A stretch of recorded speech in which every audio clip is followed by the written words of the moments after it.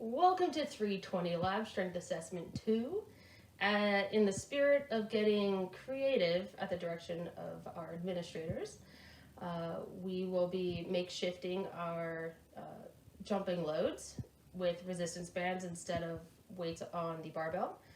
So please use your creative juices in interpreting how this looks, but primarily try to focus on observing how the speed of the jump is altered as the resistance increases, as well as the actual height.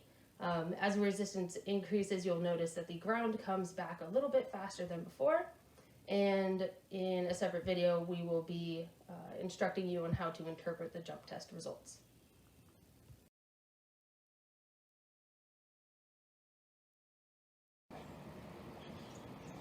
We're pretending I have a goniometer. All right.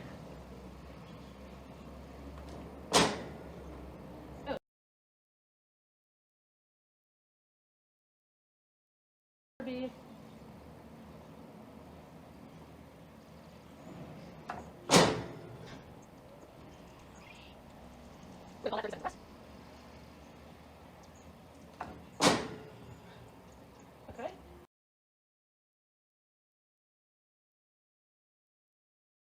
Getting creative for 15 kilos. Not even centered.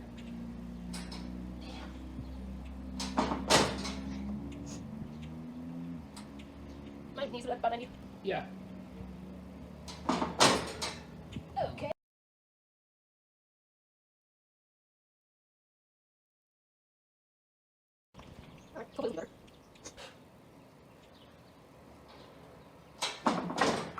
Much better.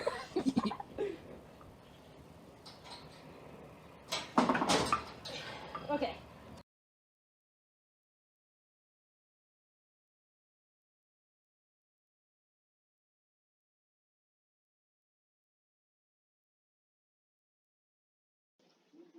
Now that you've recorded your subject's data, it's important to take the average of both trials for each of the separate loads. For this particular example data, we are using a female subject who jumped at the first load of 0, second load was 7.5 kilograms, third load was 15 kilograms, and the final load was 22.5 kilograms. So let's say I've already averaged the data. So we're going to punch in 18 inches, 13.7, 12.5, and 9.9. Remember, these are the averages of the two trials. And once more, as noted in the previous tutorial videos, how you set up the data in Excel makes it either really easy or more of a challenge to create a nice clean graph. So here, we have jump height on the left. Load up at the top, make sure that this is merged. That's going to make your life a lot easier. So do the merge across, or rather the merge and center, with each of the 4 loads listed below. Do note that if this is a male subject, this would be 10 kilos, 20 kilos, and 30 kilos. Now back to the female loads. We are going to click and drag to highlight all of the appropriate cells. So that's going to be columns A through E and cells 1 through 3. We're going to come up to Insert. Going to come up here and select the line graph, and we're going to take the first option of the 2D line. Now you can see that we have our nice title here of jump height. We have our non-labeled units of inches over here, and we have the 4 different loads down here. So once more, if this was a male and this was 10, you'll see that will change on the graph for the subject down below. So whatever value you put in these cells is going to identify what the load is down below.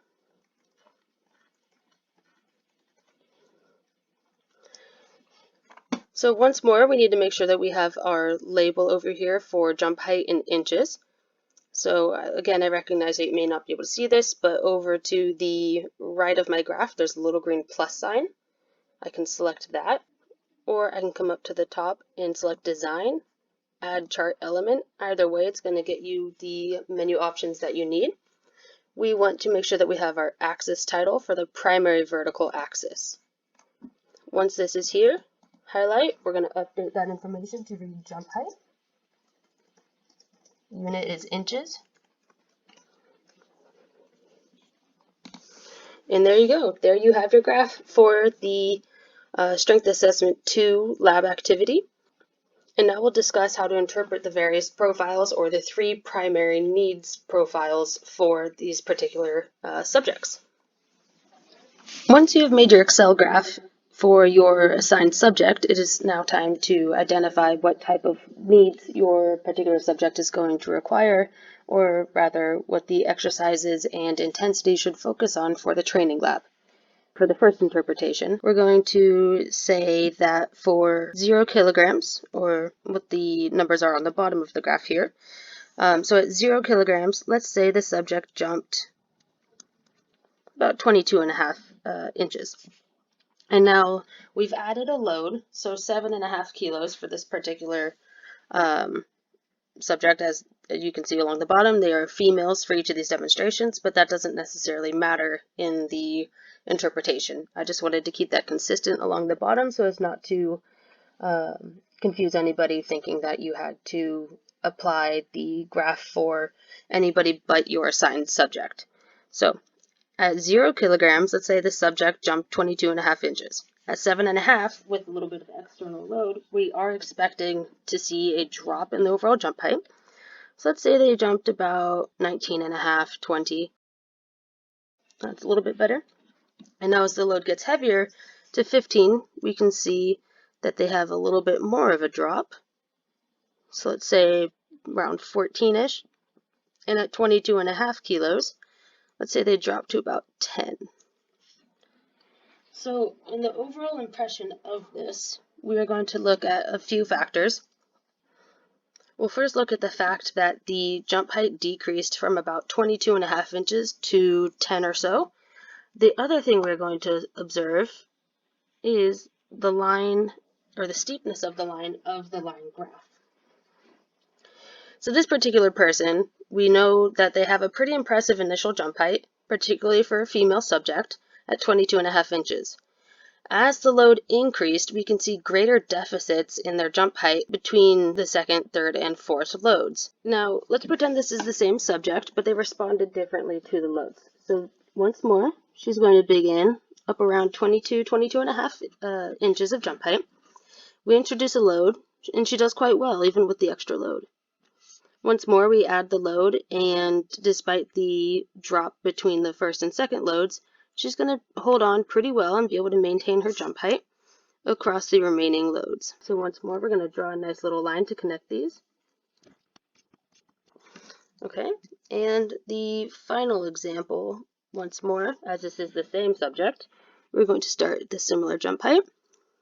With the introduction of the first load of 7.5 kilos, we're going to see a pretty significant drop-off to start, and this drop-off is going to continue. What this tells us is this person is unable to tolerate very well the extra load that they are now required to jump with. And you can see as we connect these dots, it's quite a steep drop-off in jump height.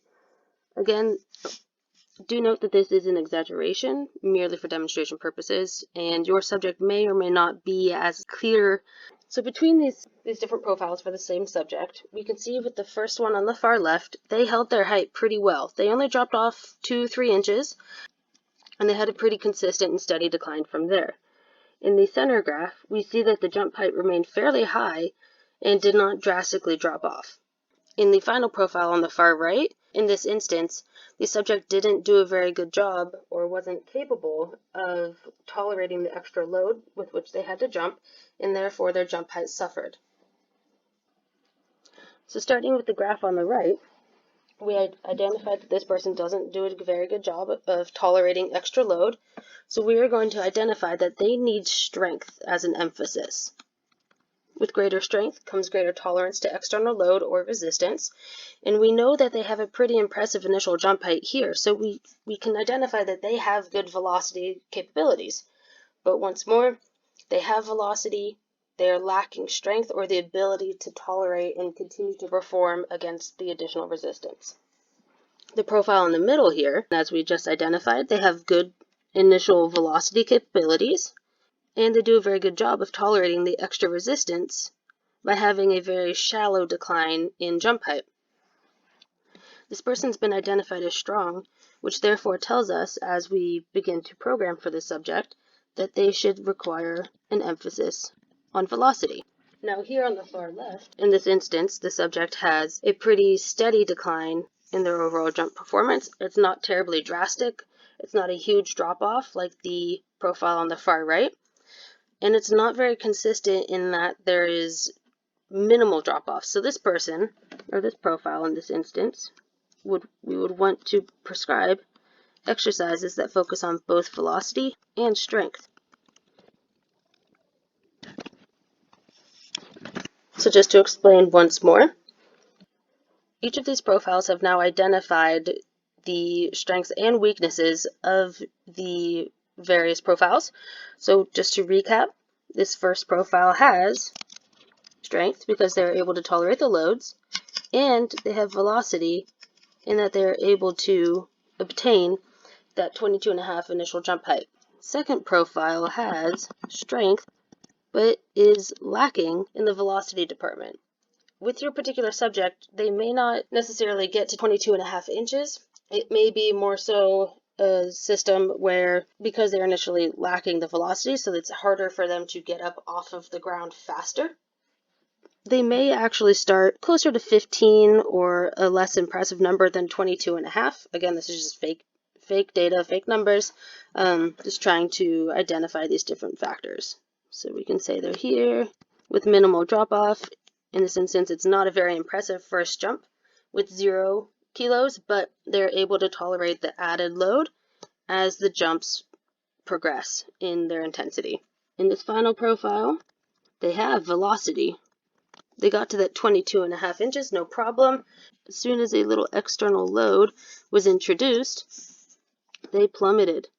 They were not able to tolerate the extra load, therefore they should focus on strength in their profiles.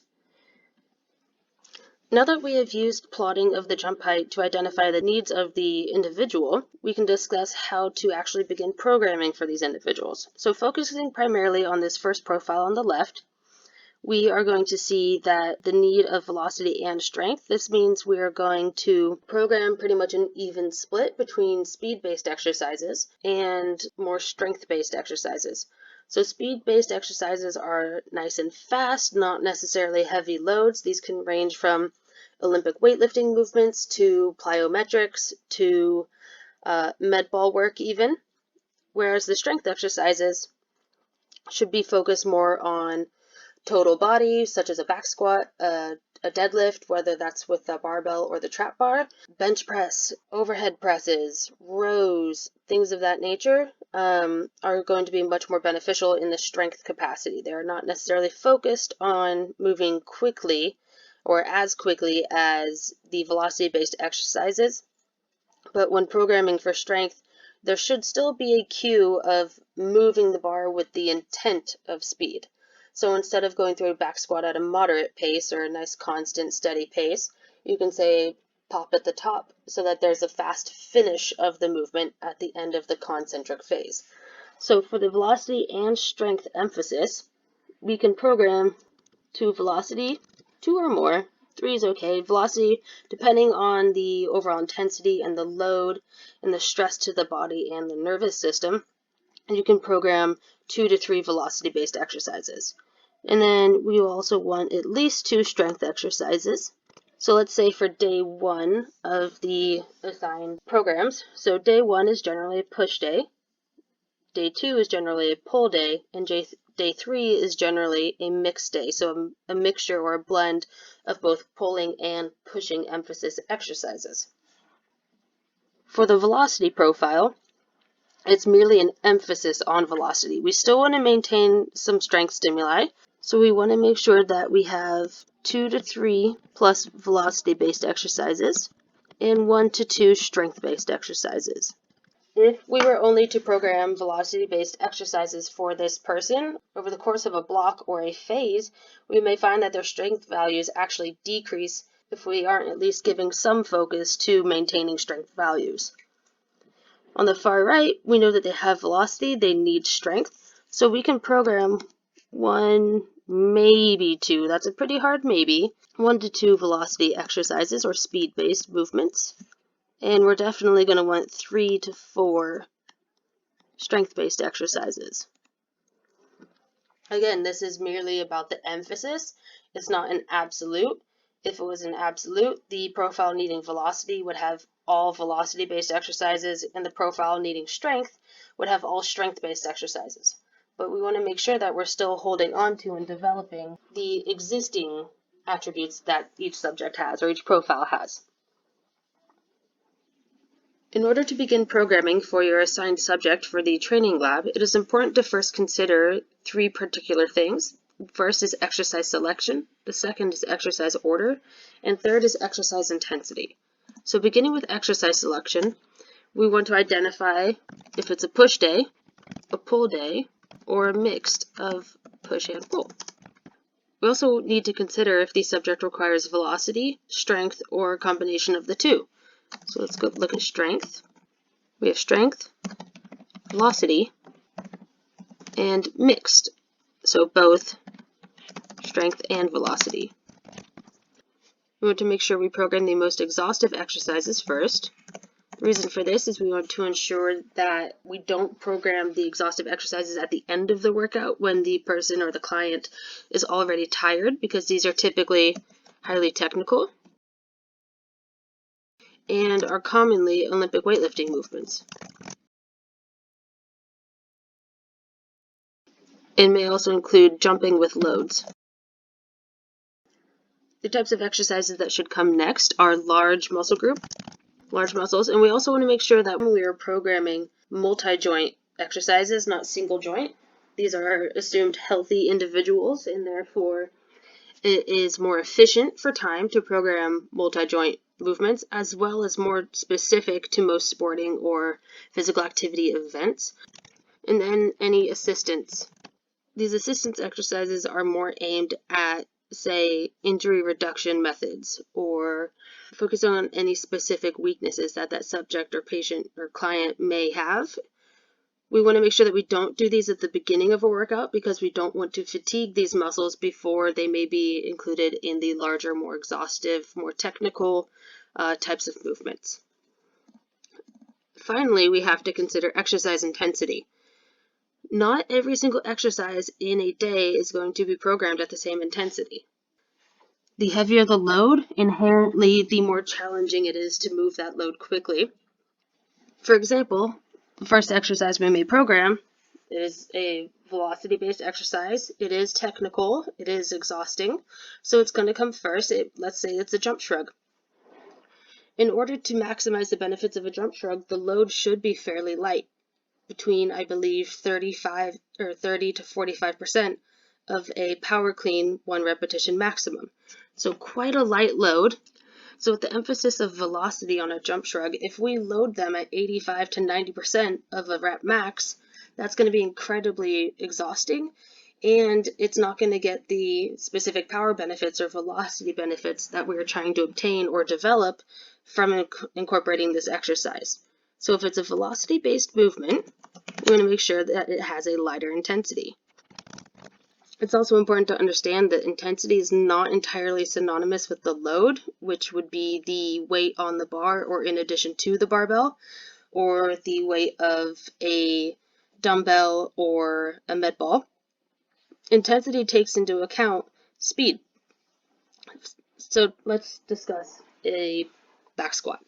If somebody was to perform a back squat at a moderate pace with 150 pounds, that would be less intense than performing a 150-pound barbell back squat quickly on the concentric movement. So it's important to differentiate the two. So in order to do that, to help you, I will incorporate load here. So light loads, high intensity. So the weight is light, but the intent is very speed-based, and that can be exhausting, so that's high intensity, even though it's a light load. In order to stimulate strength, it's important to recognize that at least 60% of a 1 repetition max needs to be met in terms of the load prescription. So if somebody's 1 RM back squat is 100 pounds and they are prescribed back squats at 50 pounds, that's less than 60%, so they're not going to have any stimulus to have any strength adaptations. So these incorporate heavier loads because we need to make sure that the stimulus is there so that over the course of the next couple weeks after this exercise bout, the body has that desire to adapt in order to accommodate greater loads in the future. Next, it's important to identify how we want to prescribe these loads. Most people don't know their 1RM, and most people won't ever know their 1RM. So it's important to recognize that there are other methods with which we can identify the level of challenge to the client or the subject or the patient when prescribing them with a workout program. So we can use 1RM if we know their 1RM. We can use RPE, which is the rating of perceived exertion. We generally would use this in resistance training using the modified Borg scale.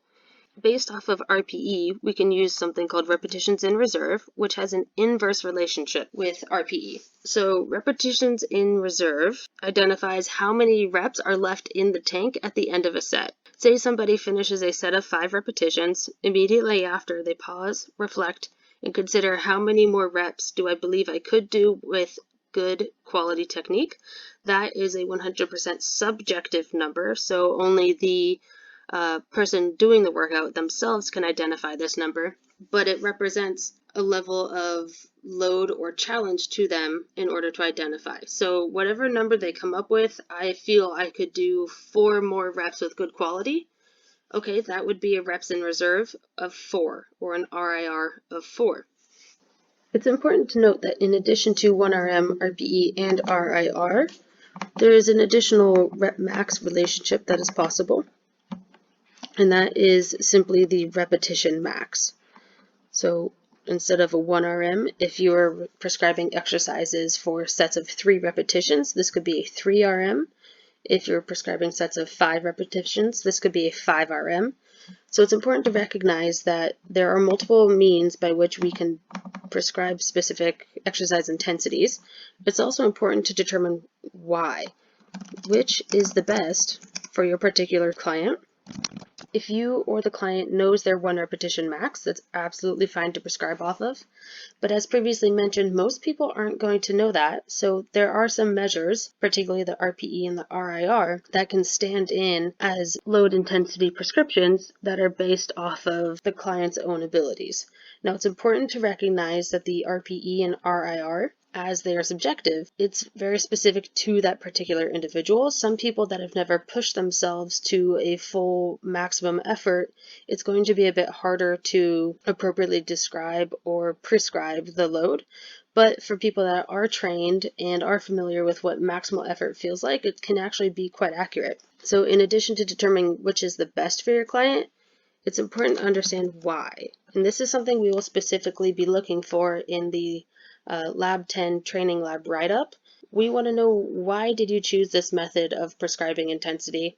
In addition to, why did you choose the intensity that you did? So if you chose to prescribe by RPE, great. Why did you choose RPE? Is it because you don't know your subject's 1RM?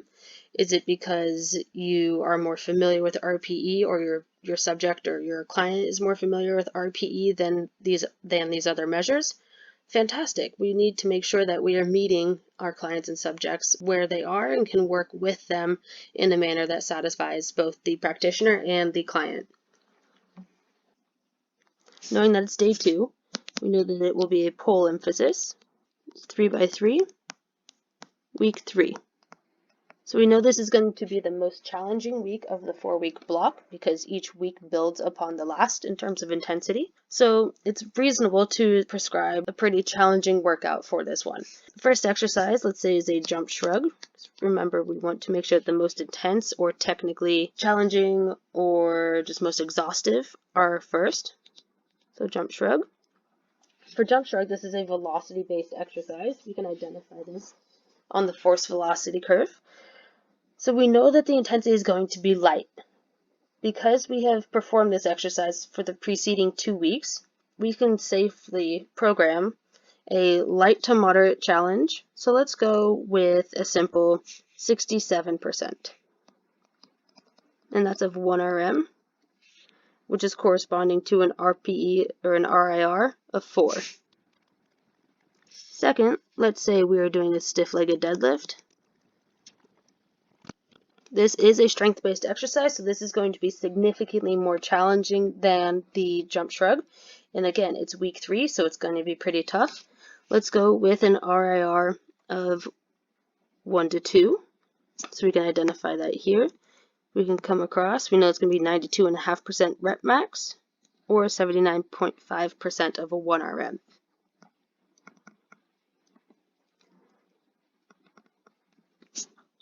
Okay, now let's say there's a bent over row.